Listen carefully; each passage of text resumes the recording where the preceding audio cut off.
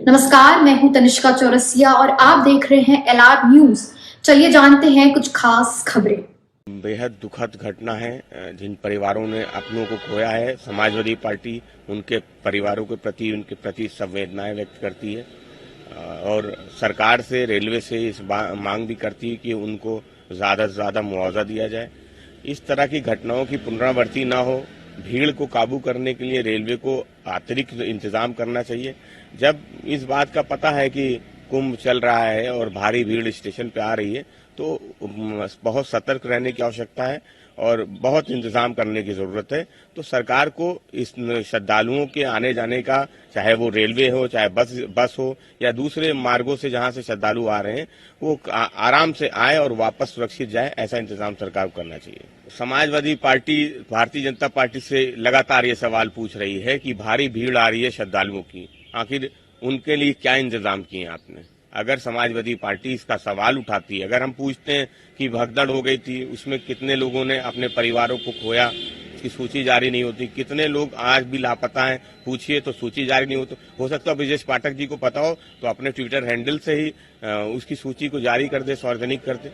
तो समाजवादी पार्टी समझती है ये आस्था का विषय है, धर्म का विषय है, इस पर राजनीति नहीं होनी चाहिए। जो लोग राजनीति कर रहे हैं उनको जनता जवाब देगी। वही अखिलेश यादव जी का कहना है कि कुंभ का चाहिए श्रद्धालु पूरी तरह दर्शन नहीं करते। देखिए, आदरणीय अखिलेश यादव जी का बयान इस बात को बताता है कि उनका धर्म में कितनी आस्था है और वो श्रद्धालुओं के हो रही दिक्कतों को लेकर कितना संजीदा है, कितना गंभीर है। इसलिए समाजवादी पार्टी चाहती है कि कुंभ का जो समय है वो बढ़ जाए, जिससे जो भीड़ है वो थोड़ी कम होगी, थोड़ा लंबे समय तक चलेगा तो लोग लंबे समय तक आएंगे। तो समाजवादी पार्टी अध्यक्ष आदरणीय अखिलेश यादव जी इसलिए चाहते हैं कि कुंभ का समय बढ़ जाए, श्रद्धालुओं को हो रही दिक्कत वो ना हो और वो आराम से आए, कुंभ में वो आस्था की डुबकी लगाए और सुरक्षित घर वापस जाए। पुलिस भाइयों ने रास्ता ब्लॉक किया, ब्लॉक करके पब्लिक को रोक के और लाश निकाली। खाई जूता पड़ा, खाई कपड़ा पड़ा, पब्लिक भच गई, एकदम दब गई नीचे। हमने खुद ने एम्बुलेंस में लोड की, 15 हमने लोड किए और आगे पता नहीं है, 15 हमने लोड किए। हमारी हालत ऐसी हो गई साहब, हमको रोज आ गए, हमने रात को खाना भी नहीं खाया। इतनी भीड़, मैंने सन 81 से रेलवे में भर्ती हूँ, यहाँ पर कुली का काम कर रहा हूँ। मैंने ऐसी भीड़ कभी जिंदगी में नहीं देखी। तो ये अनसा हुआ, प्रयागराज स्पेशल भेज रहे थे ये लोग, उसको 12 नंबर से चेंज 16 नंबर कर दिया। तो 12 नंबर की पब्लिक 16 पे आई और बाहर की पब्लिक जब 16 पे जाने लगी तो एकदम बच गई पब्लिक। एस्केलेटर और जीने पे पब्लिक गिर गई। कुली भाइयों को ठीक पड़ा, कुली भाई दौड़ के आए। पूरे कुली भाइयों ने रास्ता ब्लॉक किया, ब्लॉक करके पब्लिक को रोक के और लाश निकाली।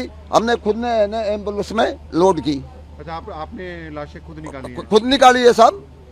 कितनी लाशें निकाली आपने? 15 हमने लोड किए और आगे पता नहीं है, 15 हमने लोड किए। तो किस तरह का मंजर था कि आपने जो देखा होगा? अरे साहब, खाई जूता पड़ा, खाई कपड़ा पड़ा, पब्लिक भच गई, एकदम दब गई नीचे पब्लिक दब गई एकदम। तो आपको देख के क्या लगा वहाँ पे जब आपके हालत कैसे थी? अरे हमारी हालत ऐसी हो गई साहब, हमको रोज आ गए, हमने रात को खाना भी नहीं खाया। मेरी कसम, अब तक खाना नहीं खाया वो हरसा को देख के। और कुली भाइयों ने हमारे 3 घंटा तक इतनी मदद करी, ऐसी है ना, पुलिस ने मदद नहीं की है। कुली भाइयों ने जो मदद की है वो। क्या प्रशासन वहाँ पे था, कोई पुलिस की तरफ से? अरे साहब, प्रशासन एक आधे यार जिनको हमने फोन किया, भाई पुलिस बुलाओ। अरे भाई हंगामा मत करो, आएगी। तो वो दमकड़ आई पानी की, 3 दमकड़ आई थी पानी, आग एक बूंदे सोसी का आग लग गई। और एम्बुलेंस फिर 3-4 एम्बुलेंस आई। हमने की भाई एम्बुलेंस डमारसू ने हॉस्पिटल पहुंचा के कोई दस्तक किया था वो एम्बुलेंस ने, एक लाश को, 2 लाशों को ले जाते रहे वो। ये घटना हमने देखी है साहब। आज के लिए इतना ही। बाकी की तमाम खबरें जानने के लिए बने रहें एलआर न्यूज के साथ।